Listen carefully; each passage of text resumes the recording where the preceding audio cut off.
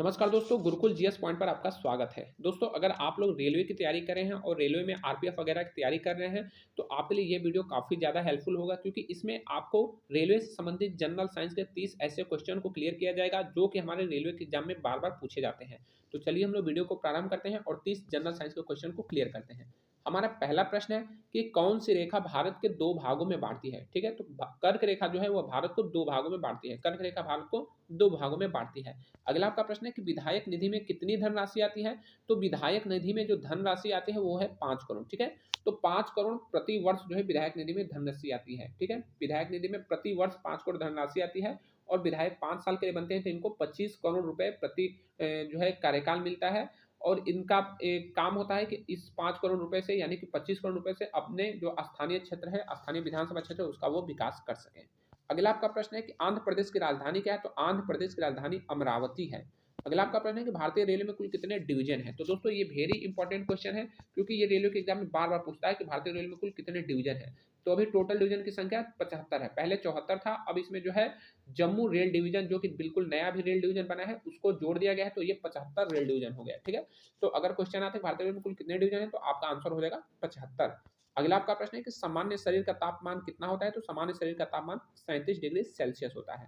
अगला आपका प्रश्न है कि विटामिन बी की कमी से कौन सा रोग होता है? तो विटामिन बी की कमी से बेरी-बेरी रोग होता है। राष्ट्रबंधु किसे कहते हैं? तो राष्ट्रबंधु जो है राजीव दीक्षित को कहा जाता है, ठीक है? ये वेरी इंपॉर्टेंट क्वेश्चन है क्योंकि एग्जाम में पूछता है कि राष्ट्रबंधु किसे कहते हैं? तो आपका आंसर हो जाएगा राजीव दीक्षित।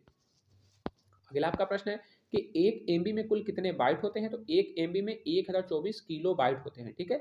ये आपका कंप्यूटर साइंस का क्वेश्चन है और जिस तरह से मात्रक होता है ना कि 1 किलोग्राम में 1000 ग्राम होते हैं, तो ठीक ये कंप्यूटर साइंस का जो है ये मात्रक है जिसमें कि 1 एमबी में 1024 केबी होता है, ठीक है? और एम देखिए केबी से बड़ा मात्रक होता है एमबी और एमबी से बड़ा मात्रक होता है जीबी। हमारे मोबाइल में जो डेटा आता है ना कि 1 जीबी डेटा आया, तो 1 जीबी में कितना एमबी हो जाएगा? तो 1 जीबी में 1024 एमबी हो जाएगा, ठीक है? तो 1 जीबी 1024 एमबी के बराबर होता है। तो ये क्वेश्चन भी वेरी इंपॉर्टेंट है।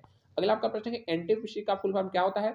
तो दोस्तों ये क्वेश्चन बहुत ही इंपॉर्टेंट है क्योंकि एनटीपीसी का जो हम लोग का एग्जाम होता है तो बहुत लोगों को पता ही नहीं होता है कि वो एनटीपीसी का फुल फॉर्म क्या होता है और ये कई बार क्वेश्चन में पूछ देता है। लोगों को पता होता है कि नेशनल थर्मल पावर कॉर्पोरेशन, लेकिन ऐसा नहीं है। इसका फुल फॉर्म होता है नॉन टेक्निकल पॉपुलर कैटेगरी, ठीक है? तो आप लोग इसको ठीक से याद कर लीजिएगा। नेक्स्ट आपका क्वेश्चन है कि भारत का मेट्रो मैन किसे कहता है? तो जो भारत के मेट्रो मैन है इनका नाम है ई श्रीधरन, ठीक है? ई श्रीधरन। इनका बहुत ज़्यादा योगदान रहा कोलकाता मेट्रो में और जो नई दिल्ली में मेट्रो बना उसमें भी इनका काफ़ी ज़्यादा योगदान रहा, तो इसलिए इनको भारत का मेट्रो मैन कहा जाता है। अगला आपका क्वेश्चन है कि पंचायत दिवस कब मनाया जाता है? तो पंचायत दिवस मनाया जाता है 24 अप्रैल को, ठीक है? पूरे भारत में जो है 24 अप्रैल को राष्ट्रीय पंचायत दिवस मनाया जाता है। अगला आपका प्रश्न है कि भारतीय नोट में कुल कितनी भाषा होती है? तो भारतीय नोटों में कुल भाषा की संख्या जो है 15 प्लस 2 यानी कि 17 होती है। अगला आपका प्रश्न है जिला पंचायत अध्यक्ष का चुनाव कौन करता है? तो जिला पंचायत अध्यक्ष का चुनाव जो है जिला पंचायत सदस्य करते हैं। जितने भी जिले में जिला पंचायत सदस्य रहते हैं वो आपस में ही किसी एक जो सदस्य होता है उसको जिला पंचायत अध्यक्ष चुना जाता है। जिस तरह से हमारे विधायक जो है आपस में से मुख्यमंत्री का चयन करते हैं और सांसद आपस में से प्रधानमंत्री का चयन करते हैं, उसी तरह से जिला पंचायत सदस्य जो है जिला पंचायत अध्यक्ष का चयन करते हैं। अगला आपका प्रश्न है कि एनएसजी का आदर्श वाक्य क्या है? तो एनएसजी का आदर्श वाक्य होता है सर्वत्र सर्वोत्तम सुरक्षा। एनएसजी का फुल फॉर्म क्या होता है? तो नेशनल सिक्योरिटी गार्ड, ठीक है? नेशनल सिक्योरिटी गार्ड जो कि बहुत ही एडवांस फोर्स है और ये प्रधानमंत्री, राष्ट्रपति और जो अदर कंट्रीज के जो गेस्ट आते हैं उनके लिए ये सुरक्षा प्रोवाइड करते हैं। तो इनका जो है आदर्श वाक्य क्या होता है? तो सर्वत्र सर्वोत्तम सुरक्षा। माता सीता के ससुर का क्या नाम था? तो माता सीता के ससुर का नाम महाराजा दशरथ था जो कि श्री राम के पिताजी थे। अगला आपका प्रश्न है कि शुद्ध जल का पीएच मान कितना होता है? तो शुद्ध जल का पीएच मान जो है 7 होता है। जल सेना का पूर्वी कमान क्या है? तो जल सेना का पूर्वी कमान जो है विशाखापट्टनम। जल सेना का मतलब कि नेवी का ईस्ट कमान। तो नेवी का ईस्ट कमान कितना है? ईस्ट कमान कहाँ है? तो विशाखापट्टनम। और नेवी के कितने कमान है? तो 3 उसके कमान है। विशाखापट्टनम पूर्वी कमान है। अगला आपका प्रश्न है कि पूर्वी रेलवे का मुख्यालय कहाँ है? तो ये क्वेश्चन भी वेरी इंपॉर्टेंट है क्योंकि यह कई बार जो है क्वेश्चन आता है कि पूर्वी रेलवे का हेडक्वार्टर कहाँ है? तो जो ईस्ट रेलवे का हेडक्वार्टर है वो कहाँ है? कोलकाता में है। अगला आपका प्रश्न है कि राज्य का सबसे बड़ा पुलिस अधिकारी कौन होता है? तो राज्य का सबसे बड़ा पुलिस अधिकारी पुलिस महानिदेशक होता है, जिसको हम लोग इंग्लिश में कहते हैं डीजीपी। आपने सुना होगा कि इस स्टेट के डीजीपी ये हैं, उस स्टेट के डीजीपी वो है, तो डीजीपी का ही होता है हिंदी रूप पुलिस महानिदेशक, ठीक है? और इसको इंग्लिश में लोग कहते हैं डायरेक्टर जनरल ऑफ पुलिस। तो हर राज्य का अपना अलग अलग डीजीपी होता है। महाभारत के लेखक कौन है? तो महाभारत के लेखक है महर्षि वेद व्यास। अगला आपका प्रश्न है कि भारतीय संसद के कुल कितने अंग हैं? तो भारतीय संसद के कुल 3 अंग है, ठीक है। भारतीय संसद के 2 सदन है, राज्यसभा और लोकसभा। लेकिन अगर क्वेश्चन आता है कि भारतीय संसद कुल कितने अंग है, तो 3 अंग है, और 2 सदन में एक राष्ट्रपति को जोड़ दिया जाता है, तो ये 3 हो जाते हैं। तो भारतीय सदन में कुल 3 अंग है। अगला आपका प्रश्न है कि गांव का प्रथम नागरिक कौन होता है, तो गांव का प्रथम नागरिक ग्राम प्रधान कहलाता है।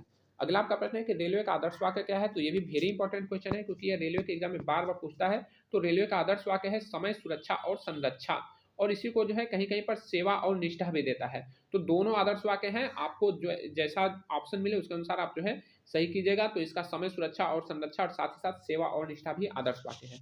अगला आपका प्रश्न है कि आस्तिक बनी अंधविश्वासी नहीं, ये किसका कथन है, तो आस्तिक बनी अंधविश्वासी नहीं, यह कथन जो है स्वामी विवेकानंद जी का है। आप आस्तिक बनिए लेकिन आंख मूंद कर कहीं पर विश्वास न कीजिए, यही इस कथन का अर्थ है। तो ये स्वामी विवेकानंद जी का कथन है। बेकिंग सोडा का रासायनिक नाम क्या है, तो बेकिंग सोडा का रासायनिक नाम है सोडियम बाइकार्बोनेट, और इसका रासायनिक सूत्र है NaHCO3। कर्क रेखा किस गोलार्ध में है, तो कर्क रेखा जो है आपके उत्तरी गोलार्ध में पड़ता है, ठीक है। उत्तरी गोलार्ध में कर्क रेखा है। जो पृथ्वी को 2 भागों में बांटा गया है, उत्तरी गोलार्ध और दक्षिणी गोलार्ध, ठीक है। तो कर्क रेखा जो है उत्तरी गोलार्ध में है। अगला आपका प्रश्न है कि भारतीय रेलवे में कुल कितने रेलवे स्टेशन हैं, तो दोस्तों ये जो है कई बार क्वेश्चन आ जाते हैं, लेकिन इस क्वेश्चन का कोई सही आंसर नहीं होता है।